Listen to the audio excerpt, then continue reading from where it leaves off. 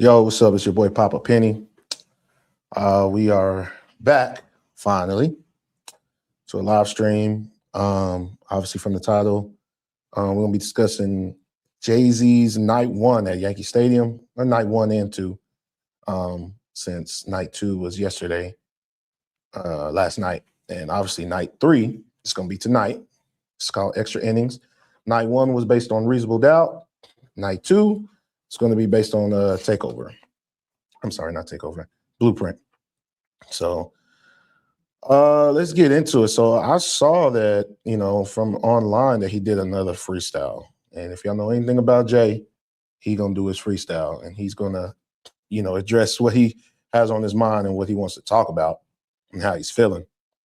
So I'm gonna see if I can pull it up here. But I want to go through the set list that he went through on night one. Let's see if I can pull it up.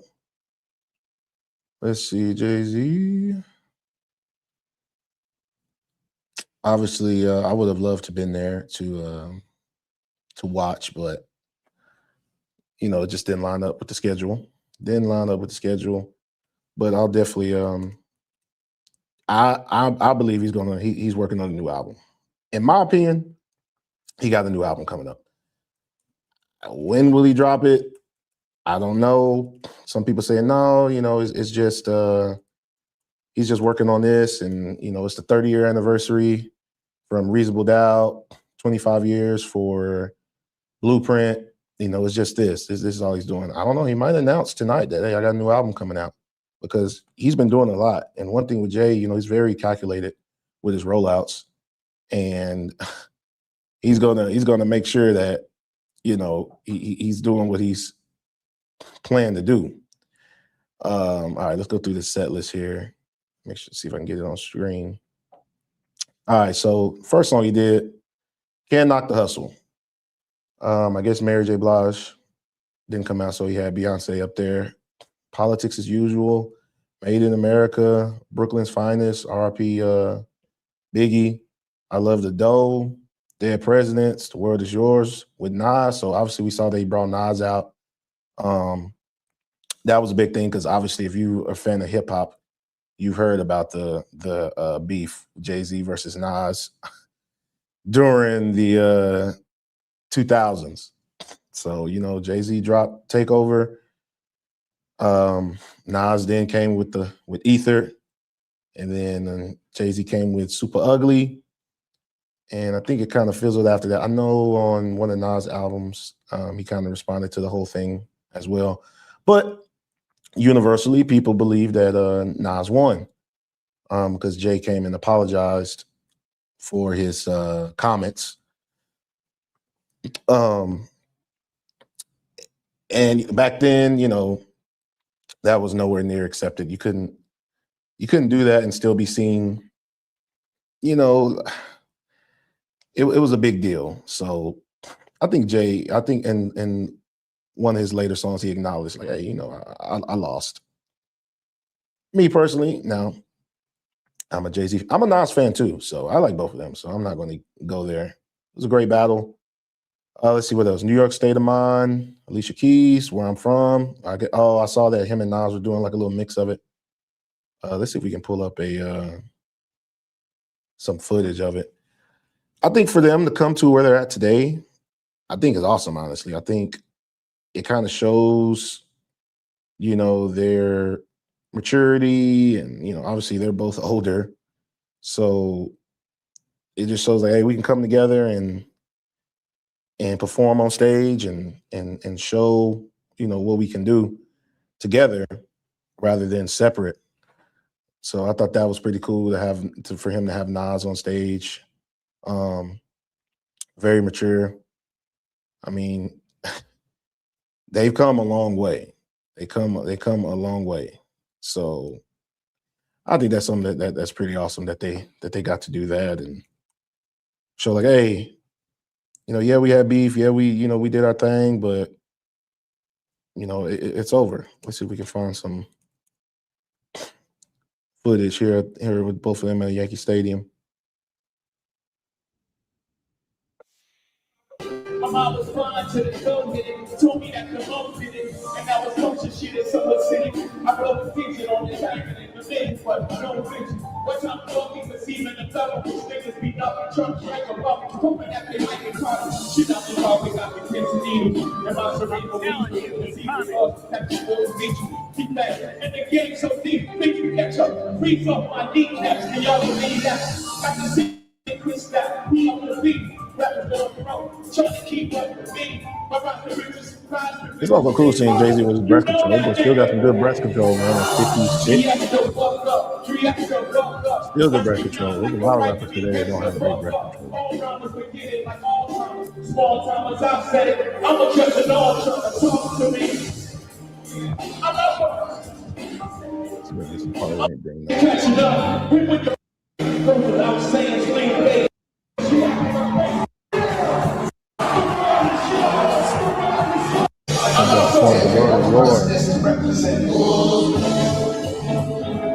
That's legendary, bro. You know, I can't even imagine being in New York and see Nas come out Yankee Stadium with Jay. I'm a hip hop fan, man. If you don't, I'm not gonna get into it because everybody has their taste of hip hop. If you can't respect that and you don't know about Nas and Jay-Z, I ain't saying you gotta love them and they gotta be your favorite artist.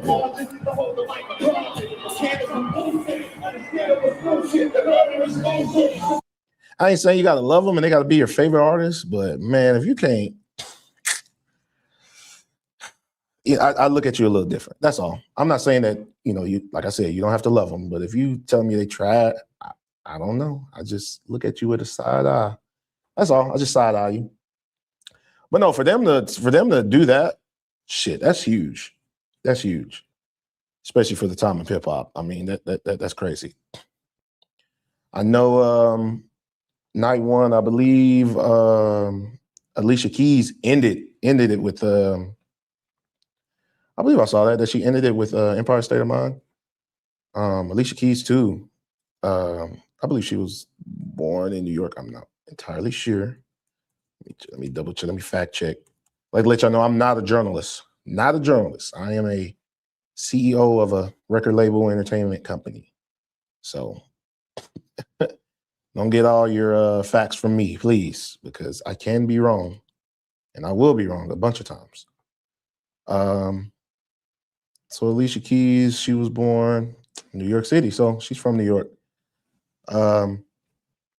Yeah, I mean, Empire State of Mind was obviously a huge song on the Blueprint 3, one of my favorite songs, New York anthem. Shout out to the Knicks. They won the championship this year. I'm ready for Dallas to win the championship. Obviously, I'm in downtown Dallas, so I am a Dallas fan, and I want my city to be on top. But let's get to night two. So night two, obviously night one was more of Reasonable Doubt. That was the main focus. Obviously, he performed some different songs from his era. And night two was a bit of the same, but that focused more on Blueprint. Now for me, my favorite Jay-Z album, okay, between the Blueprint and Reasonable Doubt, I'm going to have to go Blueprint, me personally. Business-wise, it has to be Reasonable Doubt because what they achieved back in '96 to not have a major label backing them and them to fund their own album and to release it and drop it and sell over 40,000 copies, that was a huge success. I mean, we just heard Lizzo, no disrespect to Lizzo, I don't really know her, but you know, we heard her talking about that she only sold, I believe, a little bit over 2,000 copies in 2026. You got social media. I mean, for Jay-Z and the whole Rockefeller crew, Dame Dash, Biggs, for them to achieve that in the 90s and sell over 40,000 copies was a huge success. So I know after that was, I can't remember the next album after, but Reasonable Doubt came out in '96 and Blueprint came out in 2001. So that was a little gap in between. Obviously, you had some albums in between there. But yeah, I saw that he brought out Eminem. Now that was pretty cool. I know, he was on Renegade, and a lot of people say, "Oh, Jay-Z got killed on Renegade on from Eminem." He did. He did. He lost that one. He lost that one. I want to show some clips of it.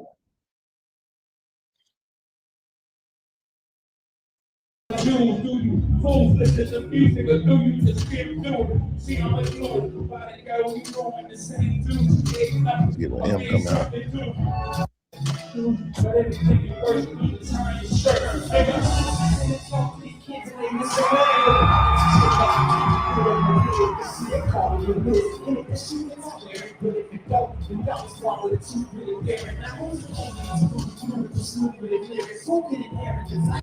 Yo, M coming out at Yankee Stadium with Hove, classic. Like this is class. This is history. This is hip hop history, bro. Like people need to do the history, bro. People don't understand things, and this ain't even all. This is 2000. So obviously hip hop goes back to the 70s.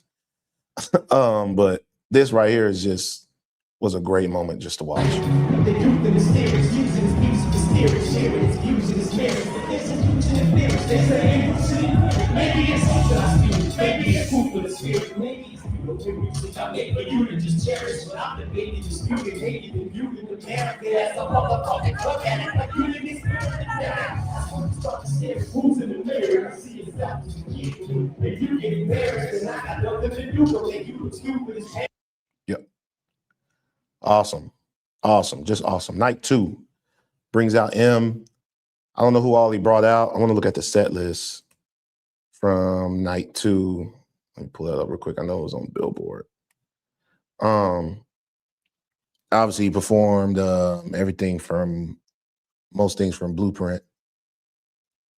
Let's see here. Get these ads out the way. Jay-Z's put on. Oh, okay. So he had Slick Rick out. Performed Lottie Dottie, Children's Story. Children's Story was one of the first rap songs I learned that knew word for word. So I enjoy Slick Rick. Like I said, when I came into hip hop, I definitely went back. That was one thing I did. I was like, bro, I want to go back and hear everything from the start until the point that I was at, because I was just so invested. I was like, I want to learn all of this. I want to learn everything. So for him to bring out Slick Rick was awesome.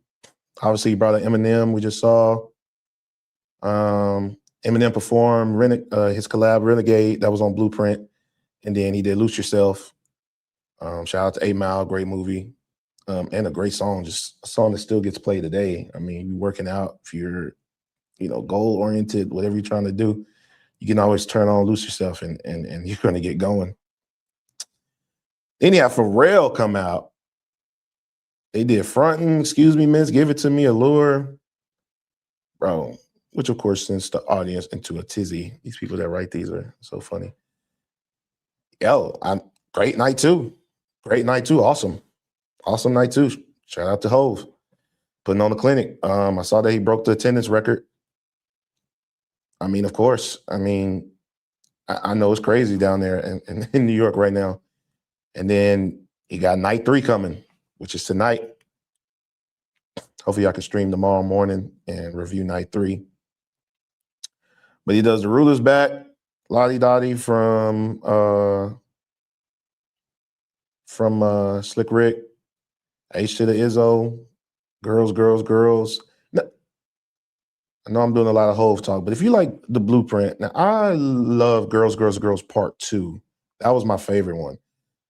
Girls Part 1 to me is a classic, but I don't know, Part 2, I just love the beat more. But now the Part 1 has grown on me a lot more, so now I love Part 1 more. That's just me. A lot of people already calls me crazy for liking Part 2. A lot of people did not like Part 2. Jigga That Nigga, You Don't Know, one of my favorite Jay-Z songs of all time. You Don't Know that song word for word. He's just talking about how he hustles and he doesn't give up and I will not lose. I mean, come on. Heart of the City, Ain't No Love, Never Change, one of my other favorite Jigga songs of all time. Song Cry. My brother Daniel loves that song, Song Cry. Renegade, Lose Yourself, Eminem, Empire State of Mind, of course, Excuse Me, Miss. Niggas in Paris, PSA, Big Pimpin', Encore. Great night, too. I was hoping Amazon would do like a live stream, bro. Like they did it for the pop out with Kendrick. I guess they couldn't secure it.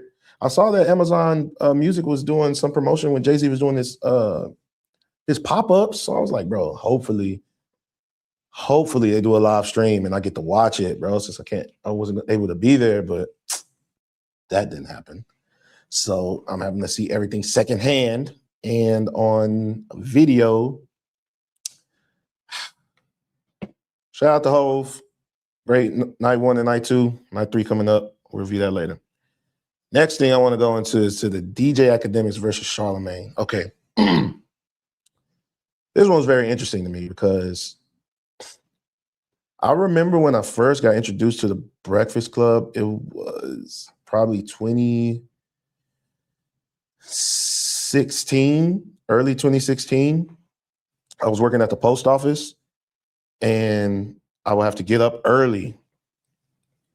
I had to get there, well, depending on what day. So on Sundays, the USPS was partnering with Amazon because at first they was competing a lot. Excuse me, and they were working together. So what they did was, hey, the USPS would deliver some Amazon packages or something to the sort. So Sunday mornings, I had to get up to I worked in South Dallas at the Juanita Craft Station. I think it's still there off of what is it, Grand Avenue? I can't think of the street, but it was in South Dallas.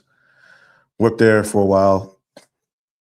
But yeah, so in the morning, I had to get up there at 3 a.m. Man, and Amazon trucks will pull in. I'm talking like 10 pallets, bro, filled, stacked all the way to the top. All the way to the top with none but Amazon packages. And we set up like, I swear, like maybe like 40 bins.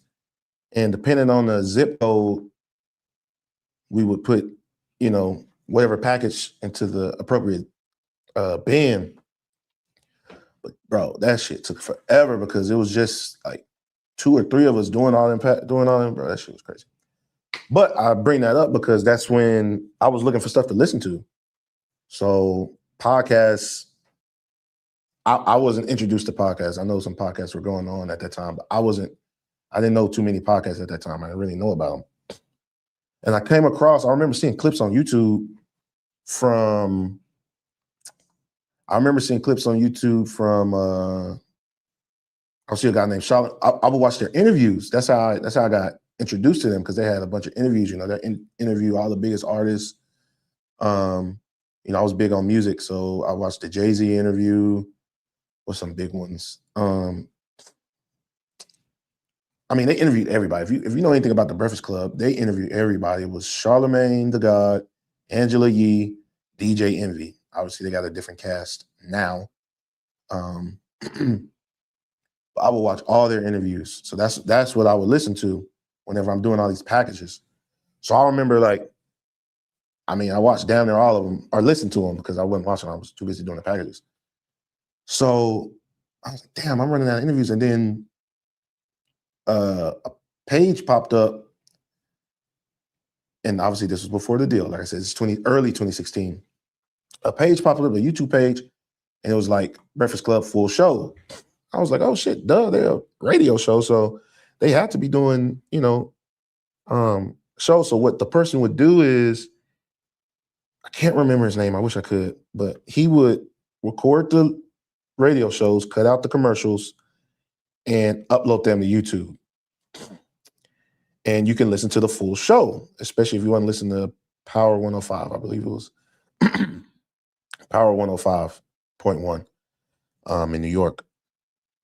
So I started listening to all of them, man. I would listen to them and I would go back and listen to like every episode.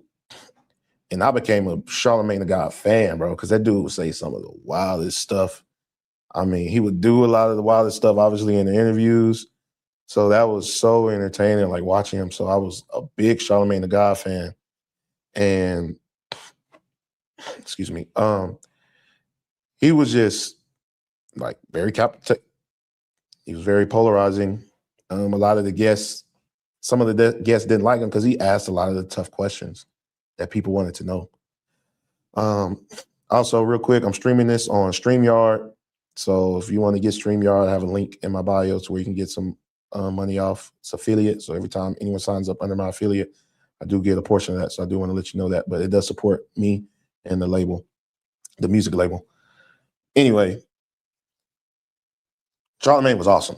I would listen to all his interviews. I remember showing my brothers, like, bro, y'all need to listen to this dude. He's funny. Well, later on, obviously, as the social media game keeps going, a guy named DJ Akademiks pops up. To me, I don't remember how early on he was on. I do remember the first time I was introduced to him, he was discussing the war in Iraq. Obviously, that was very controversial, very, very controversial now. But back then, that's in my opinion, that's how I came to know him. I don't know if that's what blew him up and what got him very popular. I don't know. But I will say that is how I found out about him, because I was a Chief Keef fan. Lil Reese, all them. I didn't watch too much of it because I just wasn't into that as far as the type of news he would cover. But that is the first time I did her. I remember him from there. Well, fast forward, DJ Akademiks gets more notoriety. Obviously, he does a lot of live streams. And then he starts doing, he joins a show called Everyday Struggle. It was him and Joe Budden with Nadeska doing she was a moderator for the show. So I love that show. I'm a big Joe Budden fan, musically and entertainment. I listen to the Joe Budden podcast every week. Petroni, all that. Shout out to the JBP. But yes, so I say all that to say, if you've been in the media news, like I said, I'm not a journalist on the record label, but I talk about things in the music business. And there's kind of teeter into the music business because it has something to do with Roc Nation. Roc Nation is obviously Jay-Z's company. CEO is Desiree Perez. A lot of people have things to say about that. Not really my business, so I'm not going to get into that. But DJ Akademiks and Charlamagne, the story comes out from DJ Akademiks. He's the one that kind of brought everything to light to where, the public knows about it. Basically, he talks about, I believe there was a time where DJ Akademiks was expressing his commentary about Meg Thee Stallion, who is represented by Roc Nation. And, he was said some things and he said things the way how he feels, but Meg Thee Stallion she was pursuing a lawsuit against another blogger. I can't remember her name. It's Marissa. Let me look it up. Let's see. Which blogger did Meg sue?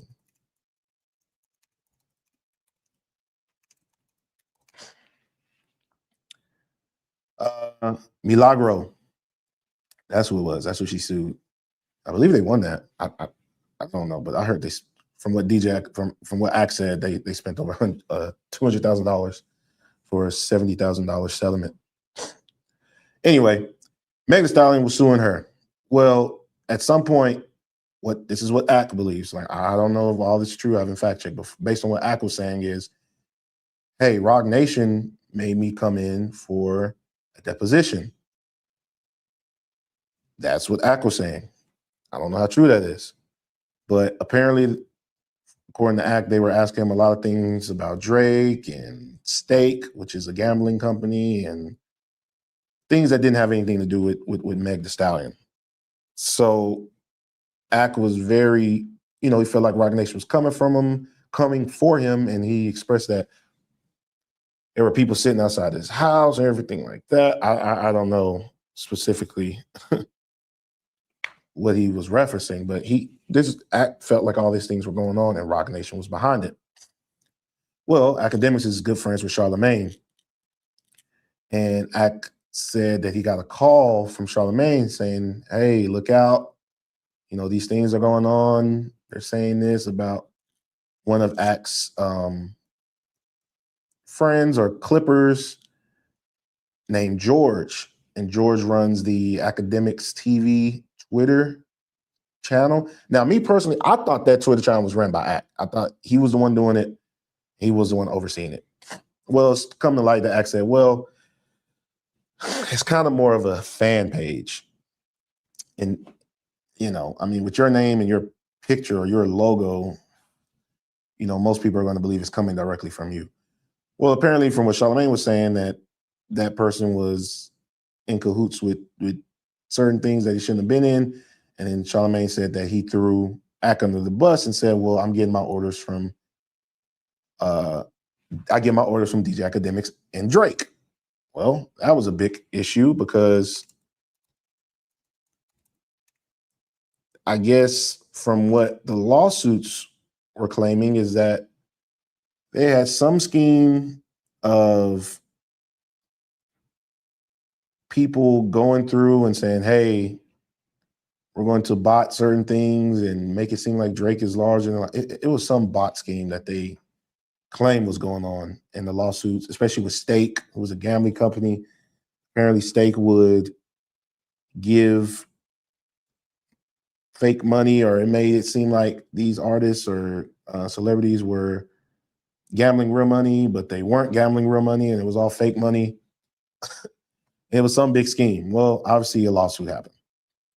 Well, DJ Akademiks felt like Charlamagne wasn't being truthful and forthcoming in who was actually coming after him. In a way, I do agree, because I'm like, look, if you don't hit me up and be like, hey, this thing's, I'm hearing this, my natural thing would be, okay, well, who's telling you this? I would like to know. So, I can kind of, lay some things up. Apparently Charlamagne was like, well, I don't know, but I will find out. And after watching their interview, they showed Charlamagne felt like, hey, look, you didn't give me enough time and you kind of jumped out the window. And your boy George, who ran the Akademiks page, started saying, jumping out the window and saying things about Charlamagne. So then Charlamagne started saying things back about Drake. Well, I don't know. I wanted to go over I watched the video. It was about 2 hours long. And to be fair,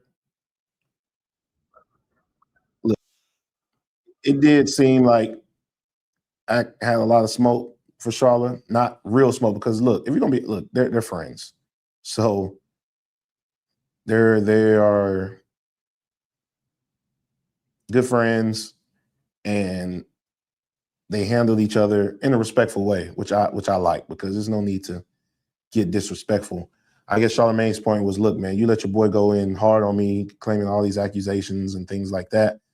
And Ak was like, well, I felt like you weren't being forthcoming in your ties with Roc Nation and, who I felt was coming for me. And you were trying to fight their battle. And my main thing was, Charlamagne, move out the way and let me handle this let me get my one-on-one with Roc Nation. Look, honestly, I don't know who's right. I don't know who's wrong. What I do know is these guys came together and had a good conversation and basically, spoke about what they believe. I know Charlamagne gave an expression about, hey, look, dude, I had business with Roc Nation only if the casino that was supposed to be in Times Square had gone through. Obviously, that didn't go through. Charlamagne said he was at the town hall meetings and campaigning for the casino to be in Times Square, and it never went through. Ak felt like he wasn't being forthcoming and felt like, hey, I'm going against Roc Nation. Charlamagne's like, no, you're not. They're not even looking at you. I think everybody has some type of experience with certain things like that, where you feel like somebody's after you. Maybe they are, maybe they're not. You have your own evidence for that. and you make your own decisions as an adult. So it was interesting to see them sit down. Not that big of a deal unless you're a big fan of DJ Akademiks and Charlamagne and you know what's going on. Most people really didn't know what was going on. But, Ak felt like he was being backdoored a little bit. I don't know.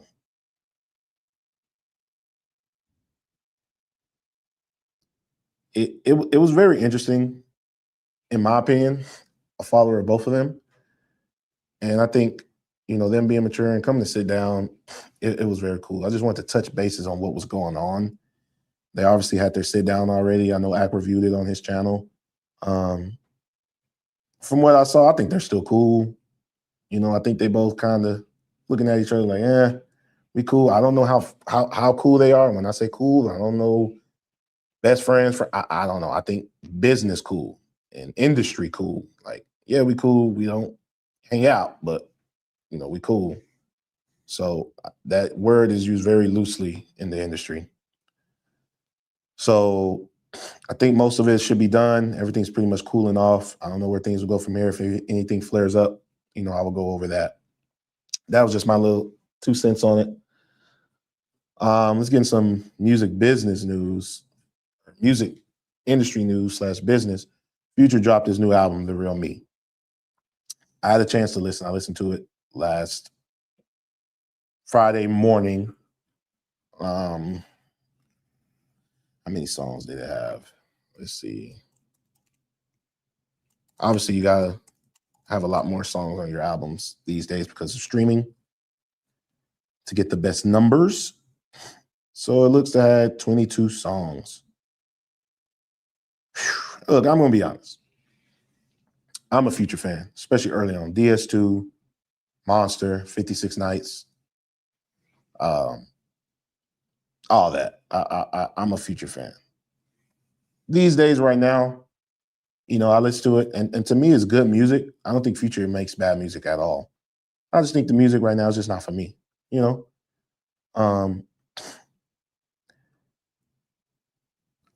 I really can't tell you what was my standout on the album as far as songs that I loved. My first listen, it was cool. Will I listen again? Probably not. I'll just go back to his earlier stuff because, like I said, I'm a big fan of his earlier music. But I believe the album, I don't know where it debuted or how many is going to sell first week. I wish him the best. I saw that NBA YoungBoy was shooting at him. I don't know what the beef is there. So shout out to Future. Shout out to Pluto on his new album. I did want to discuss, I got to look into it a little bit more. I did want to discuss DistroKid selling. They sold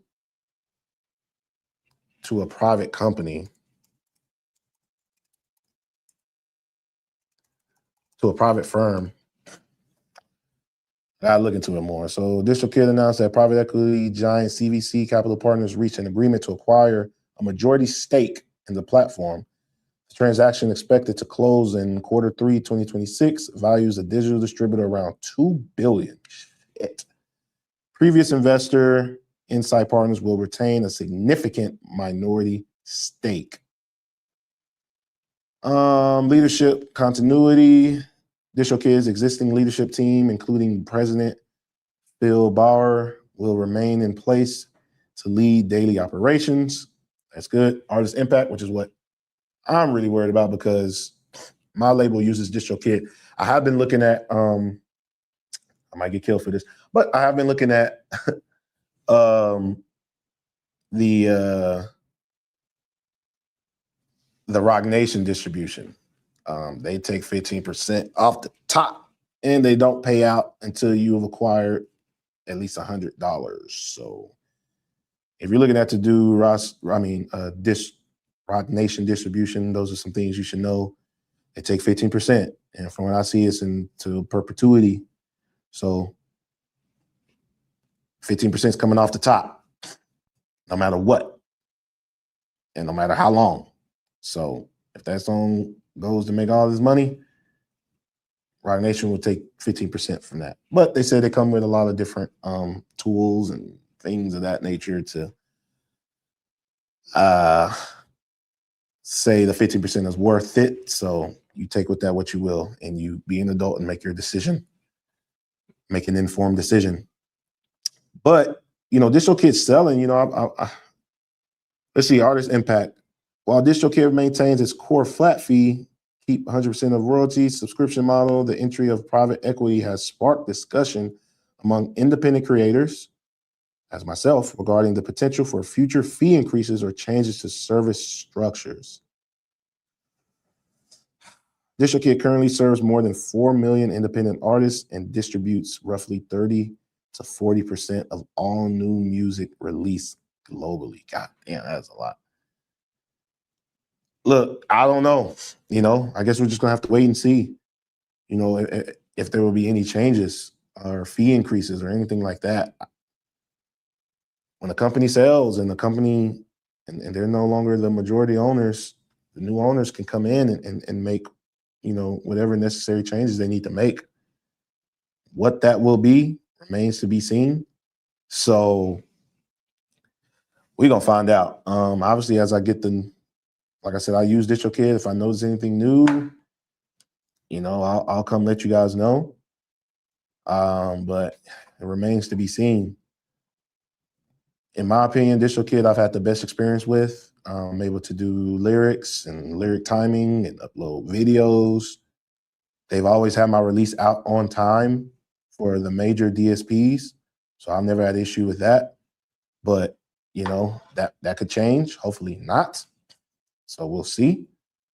I was thinking about, like I said, doing something with Rock Nation distribution. I don't know. I haven't pulled the trigger on that. I did want to talk about something interesting that I saw in Billboard regarding Bad Bunny. Now, I'm a reggaeton fan. I didn't start listening to Bad Bunny until 2018. Obviously, he was making music for a while. I'm trying to remember where I found the article. But if you know a little history in regards to Bad Bunny with his music, he had a tag on there where you can hear a female saying Bad Bunny baby. And turns out that was his ex-girlfriend. Oh, here we go. And she originally sued him and won. I don't know how much she won, but she won a decent amount. But I read an article today where it says Bad Bunny's ex-girlfriend can keep suing him over voice memo on Un Verano Sin Ti. On the track, I believe the track was 2016.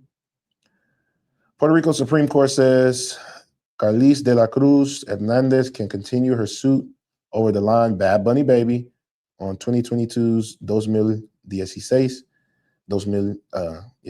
16, but not an earlier track. Shit. Now, I believe she sued him already before that. And I remember hearing the tag again. I'm like, he used that tag again? Boy, didn't you already get sued? Well, on Wednesday, July 8th, they ruled that she can continue her suit. And the lawsuit will now move forward to 2026 only. I don't know what issues they had, but obviously they had some issues. And I mean, rightfully so, she's able to get her money. It showed that she sued him and the label, Rimas Entertainment, in 2023, alleging she had not given permission or gotten proper financial compensation for the use of this recording on his songs. The lawsuit's key claims are brought under Puerto Rico's right of publicity law. Just like in many U.S. jurisdictions, this statute protects an individual's voice from being used without their consent in a commercial setting. The finding was upheld in an initial appeal last year. Let's go up a little bit. In this specific case, however, a Puerto Rico judge ruled in 2024 that De La Cruz Hernandez's voice on 2016 was actually a form of advertising. That's because, according to the judge, the sample's circulation on social media fueled fan speculation about whether Un Verano Sin Ti would explore De La Cruz Hernandez and Bad Bunny's romantic relationship, thus driving album sales. Look, man, when you play these court games, I don't see how you can connect that, but hey, the judge felt different. Dang. Woo! That's a big ruling. The finding was upheld in an initial appeal last year on Wednesday, July 8th. Puerto Rico Supreme Court agreed as well that the various lower courts got it right when they declined to dismiss De La Cruz Hernandez's right of publicity claims. Man. So she has a right to be compensated for her voice, and I guess she felt she wasn't rightfully compensated. Therefore, we live in a litigation country, and she's suing. So, damn. Looks like Bad Bunny's going to have to cough up some more money. That just shows, look, independent artists, independent labels. Whenever you're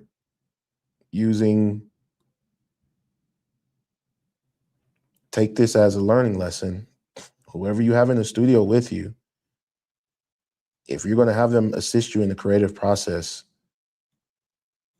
I would discuss compensation as early as possible, man. Like, don't get into oh yeah, we boys, we homies, and we're don't do it, bro. Don't do it. You gotta be smart, bro. If you really care about your craft and you care about your music, have the tough conversations early. And if they don't want to, then obviously respectfully, then we can't, make music until we can make music, but we can't release it until we get the money part right. Like, not saying that Bad Bunny didn't. I don't know what conversation they had. So this is off of them. I'm not discussing them. But you gotta have the wherewithal to believe, like, hey, this music stuff can go somewhere. So let me protect, my money, my assets, and let me protect myself, and not just not have a clue and just think everybody is oh yeah, we're cool and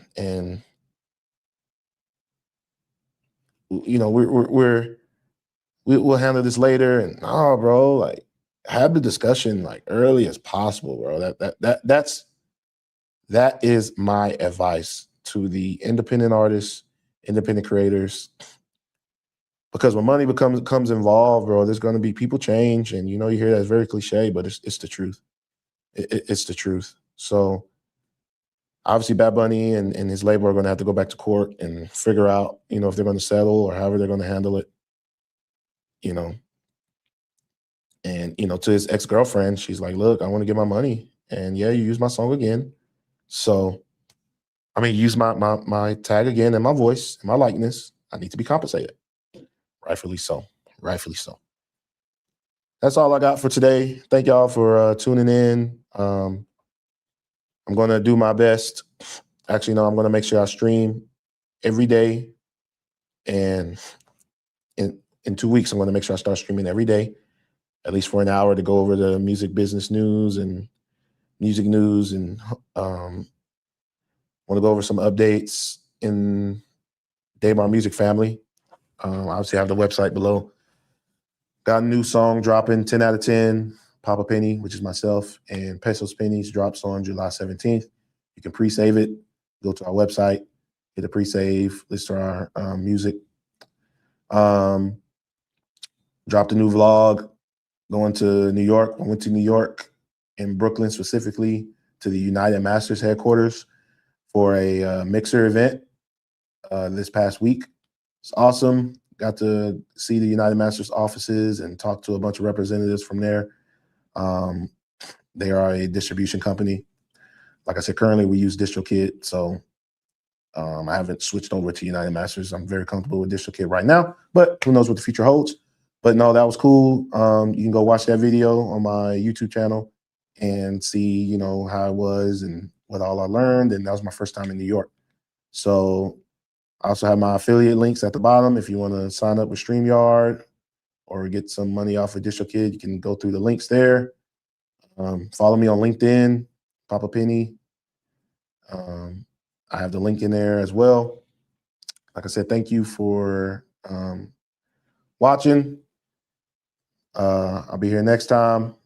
Until then, y'all have a good one. It's Papa Penny. See y'all next time.